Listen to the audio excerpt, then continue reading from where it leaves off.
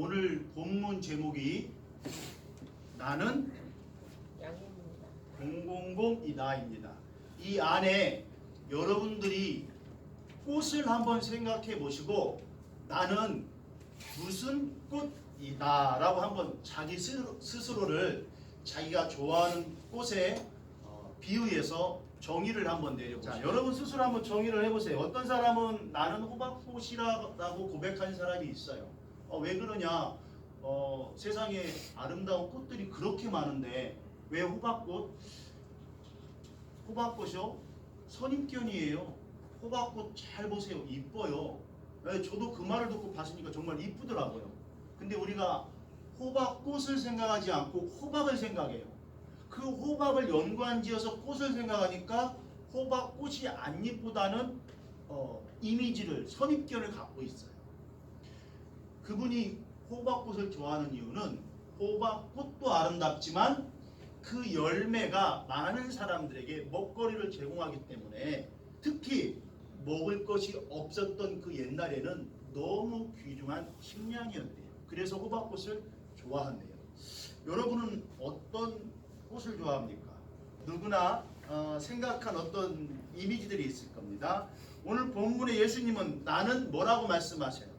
나는 양의 목자다. 그리고 나는 양의 문이다.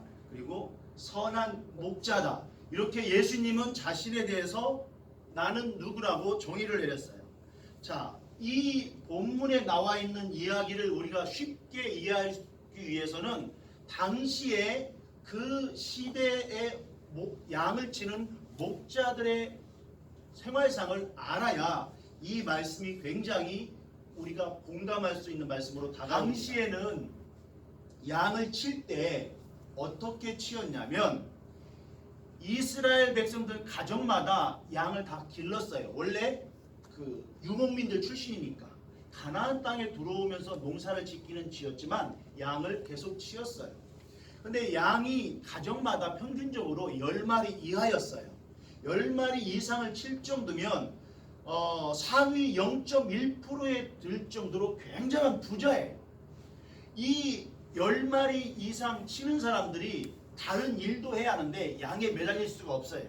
그래서 마을에서 공동적으로 우리를 만들어 놓고 품삯을 주고 한 사람을 고용을 해요. 그리고 그 공동 우리의 양을 집어넣고 그 고용한 사람한테 양을 지키라고 합니다.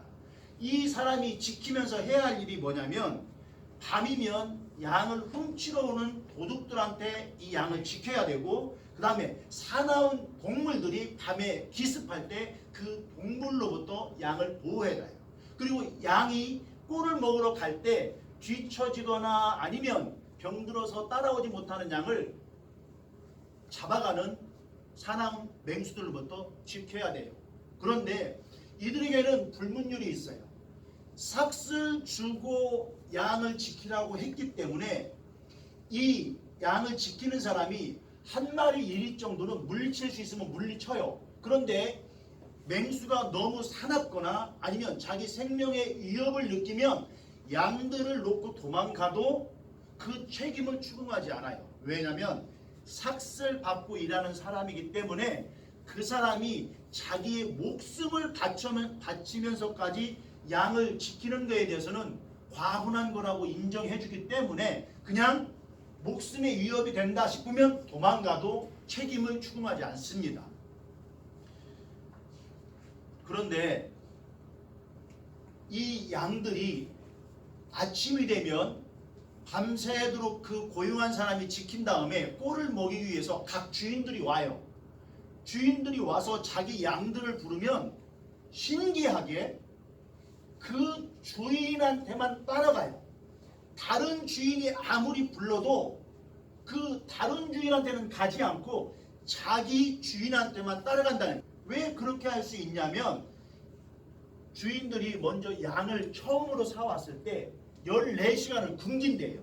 그러면 이 양들이 굶어서 이제 이 굶주림의 멘붕 상태가 된대요. 그리고 그 다음날 아침에 또 굶긴대요. 그러면 이 양들이 이 꼴을 먹지 못해서 완전히 멘붕이 되는 거예요. 그때 이 주인이 부른대요. 야, 이게 꼴을 먹이기 위해서. 그러면 극도의 굶주림에 몰린 이 양은 자기 주인의 음성을 딱 이 몸으로 느낀다는 거예요.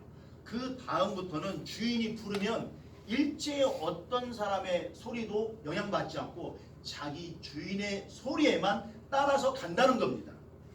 자, 이 이야기를 듣고 이 말씀을 보면 이제 우리가 그냥 들었던 것과는 다르게 이해가 될 거예요. 그리고 우리가 싹군하고 욕을 하죠. 목회자들이 설교를 할 때 싹군 목사 하면서 싹군 목사에 대해서, 싹군 목자에 대해서 굉장히 부정적으로 얘기해요. 그런데 싹군 목자는 그렇게 나쁜 사람이 아니에요. 자기가 돈 받은 만큼만 일을 하는 정당한 사람이에요. 장로님, 우리 현장에서 인구들 데려다 일 시키면 그 사람들이 돈 받은 만큼만 일을 해요. 그러면 게으르다, 이 나쁜 사람아, 돈만 밝히는 사람아 하고 욕하나요? 아니죠. 돈 받은 만큼의 일을 안 할 때 욕하는 거죠. 네. 지금 싹군 목자는 그거예요. 돈 받은 만큼만 일을 하기 때문에 아무 문제 없어요. 그런데 우리가 이 본문에 양의 문, 그 다음에 선한 목자, 이 목자라는 것을 부각시키다 보니까 싹군 목자에 대해서 지나친 부정적인 시각이 심겨진 거예요. 자, 그런데 싹군 목사가 보통 일반적인 사람의 모습이라면 이제 여기에 나오는 선한 목자, 그 선한 목자는 다릅니다. 어떻게 다르냐면 본문에 나와 있죠. 선한 목자는 양을 위해, 요한복음 10장 11절 읽어보세요. 시작.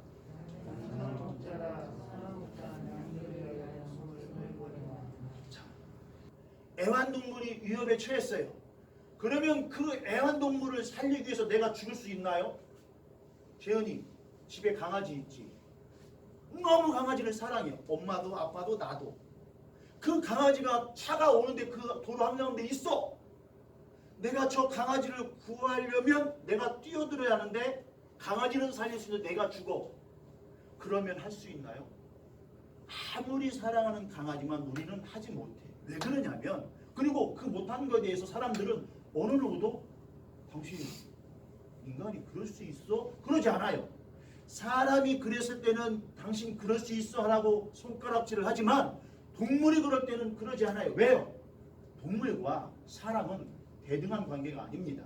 그리고 사람과 사람이 맺는 관계와 사람과 동물이 맺는 관계는 달라요. 지금 예수님이 말씀하는 이 선한 목자는 양들을 위해서 자기 목숨을 스스로 주겠대요. 이 이야기는 내가 너희를 이렇게 사랑한단다. 하나님이 너희들을 사랑해서 나를 이 땅에 보냈단다. 너희들을 사랑하기 위한 나의 걸음은 저 십자가의 길이란다. 지금 그것을 말해주기 위해서 이 양의 이야기를 꺼낸 거고, 양은 내 소리를 들을 수 있다. 나는 그 양들을 위해서 간다. 나는 선한 목자다. 이 이야기를 하는 거예요. 그러면서 예수님이 이 선한 목자와 대조되는 절도, 강도를 이야기합니다. 절도, 강도질하는 사람은 이 양이 있는 곳에 왜 옵니까? 그렇지, 빼앗으려고, 도둑질하려고 와요. 지금 종교 지도자들은 허울 좋게, 명분 좋게 자기들이 하는 말로는 하나님을 잘 섬겨야 합니다. 하나님을 잘 섬기기 위해서는 거룩해야 합니다. 거룩하려면 거룩한 예물을 하나님께 드려야 됩니다 하면서 자기들이 준비해 놓은 예물을 팔아먹으려고 해요. 그리고 그들의 재물을 갈취해서 자기들의 안락한 삶을 누리려고 하는 거예요. 이것처럼 이렇게 겉은 양인데 그 속은 강도와 같은 이들의 모습을 보고 예수님과 그 사람들을 대비시키는 거예요. 너희들은 명분은 그럴싸하지만 그 속으로는 그 삶의 마지막 벼랑 끝에 쓴 그 사람들을 밀어버리고 그 사람 호주머니에 있는 돈 한 푼이라도 꺼내가기 위해 거짓과 위선으로 너희는 떠들어대지만 나는 이 사람들을 살리기 위해 내 목숨을 주러 왔다. 주지 않아도 아무도 뭐라 하지 않는 이 세상에 하나님이 창조한 그 피조물에 불과한 이 인간을 위해서 예수님이 죽으러 왔다는 거예요. 지금 이 본문의 이야기는 그것을 이야기하는 겁니다. 그리고 예수님이 나중에 제자들에게 예수님이 부활하시고 난 다음에 제자들이 뭘 해야 할지 몰라요. 하나님께 그렇게 말씀을 듣고도 교육을 받고도 예수님이 직접 사람을 베푸는 것을 보고도 무엇을 해야 할지 몰라요. 야, 우리 뭐 해야 하냐? 고기나 잡자 하면서 베드로를 선두로 해서 제자들이 고기를 잡고 있어요. 그때 예수님이 나타나서 뭐라고 합니까? 이리 와, 밥 먹어라. 그 다음에 베드로에게 묻죠. 네가 나 사랑하느냐? 주님 사랑하는 줄 주님이 아십니다. 내 양을 먹이라, 치라, 먹이라 말합니다. 자, 이제 여러분이 하나님 앞에 어떤 사람인가 알겠죠? 양은 하나님의 소리를 듣는데요. 그래서 이제 우리는 하나님께 선택받은 사람들입니다. 그런데 예수님이 이 교회 안에 모여있는 선택받은 사람들 외에 하나님의 계획 안에 있는데 아직 이 안에 들어오지 못한 사람들을 위해 이렇게 말씀하세요. 17절 내가 내 목숨을 버리는 것은 그것을 내가 다시 얻기 위함이니 이로 말미암아 아버지께서 나를 사랑하시느니라. 자, 16절을 제가 다시 한번 읽을게요. 또 우리에게 들지 아니한 다른 양들이 내게 있어 내가 인도하여야 할 터이니 그들도 내 음성을 듣고 한 무리가 되어 한 목자에게 있으리라. 아직 우리 안에 들지 않은 양이 있는데 베드로에게 예수님이 말씀한 것처럼 이제 그 역할을 누가 해야 돼요? 우리가 해야 돼요. 우리가. 여러분 동영상 하나 보실게요. 울지마 톤즈라는 영화가 있어요. 2012년에 KBS에서 스페셜 방송으로 방송했습니다. 여기에는 한 신부님이 나옵니다. 이태석 신부님. 이 신부님이 9남매 중에 8째로 태어나서 어머니의 9살 때 아버지가 돌아가시고 어머니의 삭바느질로 의사가 됩니다. 이제 어머니가 큰형은 신부가 되었고 그 누나도 수녀가 되었고 이제 이 아들이 어머니에게 이제 편안한 안락한 삶을 우리 가족의 삶을 책임져 주겠구나 기대를 했습니다. 그런데 이 젊은이의 마음속에 하나님에 대한 사랑이 뜨겁게 일어났어요. 그래서 어릴 적에 소원했던 신부가 다시 되겠다고 어머니께 말씀했습니다. 어머니가 말했어요. 형도 있고 누나도 있는데 꼭 가야 돼. 엄마 하나님이 나를 부르셔요. 그래서 신부가 됩니다. 그래서 그는 수단에 톤즈라는 정말 방송에 방금 나왔던 그곳 못지않은 너무 열악한 그곳을 보고 감동이 일어나요. 꿈이 일어나요.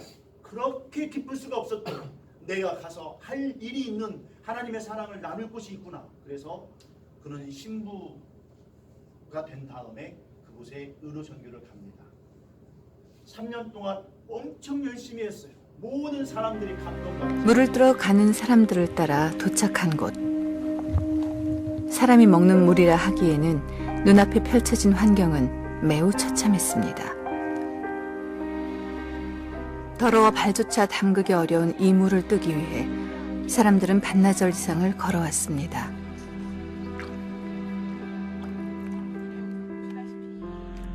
Konya buni tena ngane la marate ngobuna mat do soda mat e pota tukang na lamun ai mati losine kulam soda mata ne pene mame pone do bigiria mata edu manya kipni mache mame gelo. 웅덩이에 오랜 시간 고여 있었는지 이물질이 떠다니는 것은 물론이고 악취마저 진동했습니다. Sisi loto soda ne jasa kipne jokak do sanyi ti chando de kako kai konene chano do Kipimane ranara sonia ke.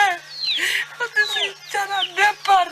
Amame tagilan atani pane masisa mane pane.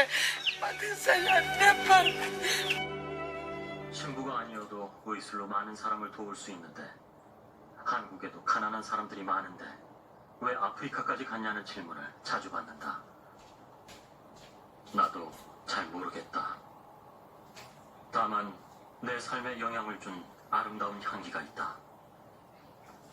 가장 보잘것없는 이에게 해준 것이 곧 나에게 해준 것이라는 예수님 말씀. 모든 것을 포기하고 아프리카에서 평생을 바친 슈바이처 박사. 어릴 때 집 근처 고아원에서 본 신부님과 수녀님들의 헌신.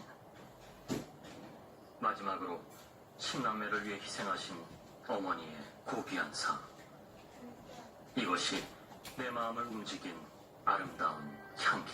신부님이 2년에 한 번씩 치료를 받기 휴식을 취하기 위해 한국에 오는데 한 번은 건강진단을 받았대요. 그런데 사역 3년인가 4년밖에 하지 않았는데 온몸에 대장암이 전이된 거예요. 그래서 결국 사형 선고를 받고 하늘나라로 가셨습니다. 그 수단 톤지에 남아있는 분들은 너무 절망스러웠어요. 이제 우리에게 새로운 빛이 생기는가 싶더니 단 3년 사역하고는 그 신부님이 떠나간 거예요.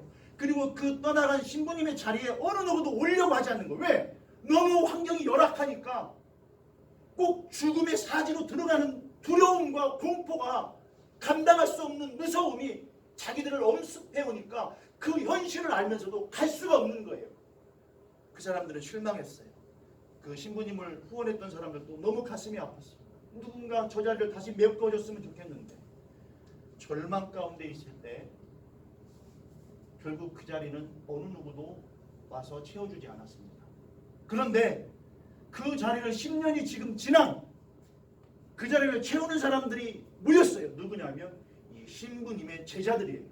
10년 동안 의학 공부를 해서 의사가 되어서 그 자리를 다시 채웠어요. 여러분, 아름다운 꽃이 되려고 무엇인가 되려고 우리는 내 모든 열정을 바쳐서 열심히 달립니다. 나는 장미가 될 거야. 나는 국화가 될 거야. 그런데 꽃이 만들어진 조화라면 그저 많은 사람들이 보고 이야 아름답다 감탄할 정도로 그저 만들어진 조화라면 이 꽃은 보기 좋은 꽃에 불과합니다. 어느 누구에도 꿀을 주지 않고 벌에게 생명을 주지 않는 그 씨앗을 남기지 않는 그저 보기 좋은 꽃에 불과해요. 꽃은 어떤 꽃이냐도 중요하지만 더 중요한 건 살아있는 꽃이 한다는 거예요. 그래서 그 꽃으로부터 벌이 꿀을 따고 그 꿀로 누군가 필요한 사람에게 전달해주고 다른 꽃들에게 또 다른 생명을 만들어내는 살아있는 꽃이 되어야 한다는 거예요. 여러분, 이 신부님은 그저 의사로서 어머니가 원했던 것처럼 내 가족만을 위한 나만을 위한 그냥 꽃으로 머물 수 있었어요. 근데 자신은 생명의 꽃이 되겠다고 아프리카로 갔어요. 지금 너무 혼란스러워요. 누가 옳다 그르다 판단하고 정죄하기 전에 우리가 무엇을 할 수 있을까? 그리스도의 향기를 바라는 꽃이 되기 위해서 우리는 무엇을 할 수 있을까? 한번 찾아봅시다. 고린도후서 2장 15절 제가 읽을게요. 우리는 구원받는 자들에게나 망하는 자들에게나 하나님 앞에서 그리스도의 향기니